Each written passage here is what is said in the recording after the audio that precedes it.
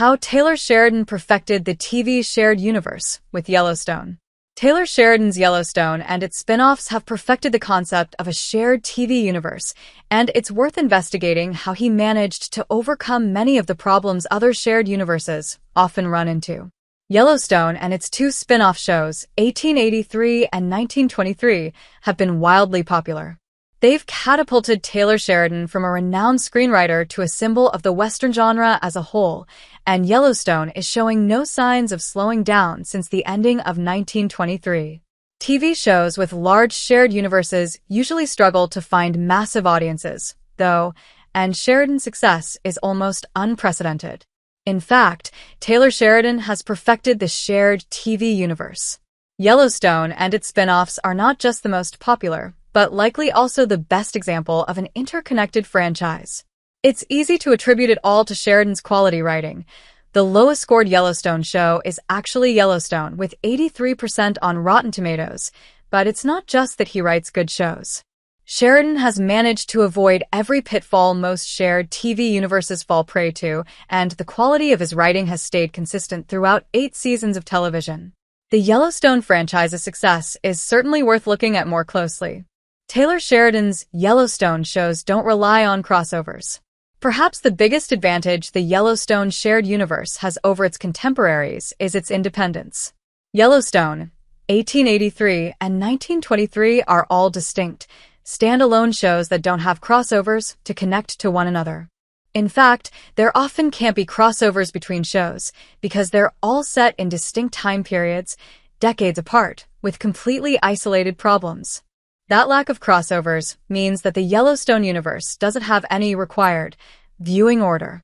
If you loved Yellowstone but hated 1883, there's no reason to continue watching it because Yellowstone would still work even without the prequel. Take, for example, the One Chicago universe. Viewers who are only interested in Chicago Fire may be disappointed to learn that they need to also watch Chicago PD, Chicago Justice, and Chicago Med to fully understand who all the characters are and how they relate to one another. Yellowstone doesn't have this problem. Aside from references to long-dead ancestors and Elsa Dutton's narration, a viewer who only watches, say, 1923 can enjoy it as a standalone, self-contained show without being confused. 1883 and 1923 are completely additional to Yellowstone, and none of them require watching anything else. Yellowstone's spin-offs add to the history of the family. Yellowstone has avoided unnecessary crossovers that make it more difficult to watch each show, but Sheridan has also been very smart about the types of stories he's telling in each spin-off. 1883 and 1923 have enhanced the history of the Dutton family and their fight for the Yellowstone Ranch. While you don't need to know how James Dutton actually got the ranch in the first place in 1883, that added knowledge and context can make Yellowstone better. The prequels have turned Yellowstone from a story about a single moment in time into the latest chapter in a century-long and generation-spanning saga. The best way to illustrate how 1883 and 1923 have enhanced Yellowstone without taking away its status as a standalone show is through John Dutton III. Watching Yellowstone, you get the sense that the Duttons have had this ranch for generations and that John III is fighting desperately for his legacy and his family's future. After watching 1883 and 1923, however, you realize just how much tragedy, blood, sweat, hopes, and dreams have gone into the Yellowstone, which makes the fact that the ranch is slipping through John III's fingers in Yellowstone even weightier.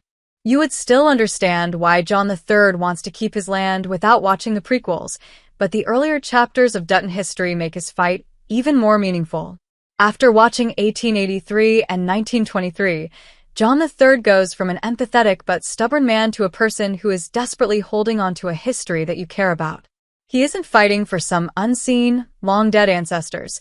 He's fighting for the same land Jacob, Jack, and Spencer fought for in 1923. The prequels have added a huge amount of texture and history to Yellowstone, yet it's all still optional viewing. Taylor Sheridan's vision is continued across all Yellowstone shows, adding to the history and context of Yellowstone while making sure that 1883 and 1923 don't become a chore to view in order to watch the original show is a difficult balancing act. A major reason Taylor Sheridan was able to pull it off is because he's had a consistent creative vision across every Yellowstone show. Sheridan himself created and wrote Yellowstone, 1883 and 1923, whereas other shared universes are forced to split control among many different creators with sometimes conflicting creative voices. Sheridan's ability to make the Yellowstone universe cohesive is best highlighted by comparing it to the MCU. For Marvel, each new movie or show has a new vision as new directors, writers, and producers are brought in. That means the MCU as a whole can be more diverse and tell different kinds of stories, but it comes at the cost of not having a single, unifying message. Each installment in the Yellowstone franchise, however, shares similarities with all the rest. They're largely about the importance of family, legacy, and the fight to protect what you love. Taylor Sheridan never had to share his creative vision for Yellowstone with anyone else, which let him do a few interesting things. For one, Sheridan's creative voice is extremely clear across Yellowstone, 1883 and 1923. There are very few distractions from the power plays and the search for an enduring legacy that the Yellowstone saga focuses on.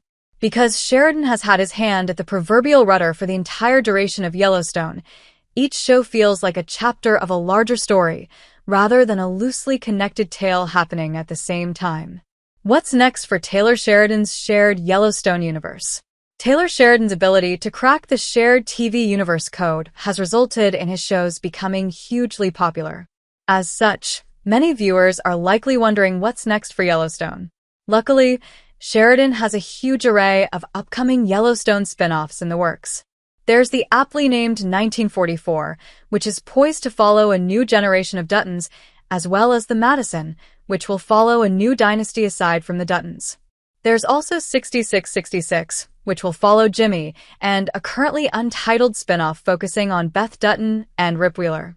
There are already plenty of new Yellowstone shows on the horizon, but there's really no telling how many more could come. Now that Sheridan has proven he's got the winning formula for a vast and sprawling shared TV universe, we don't really know where the limit is. As long as viewers want to keep watching Western TV shows, Sheridan could continue making Yellowstone spin-offs for decades. He's shown no signs of slowing down, and Paramount seems more than happy to continue funding and profiting off his creations. Sheridan truly has a winning formula with the Yellowstone franchise.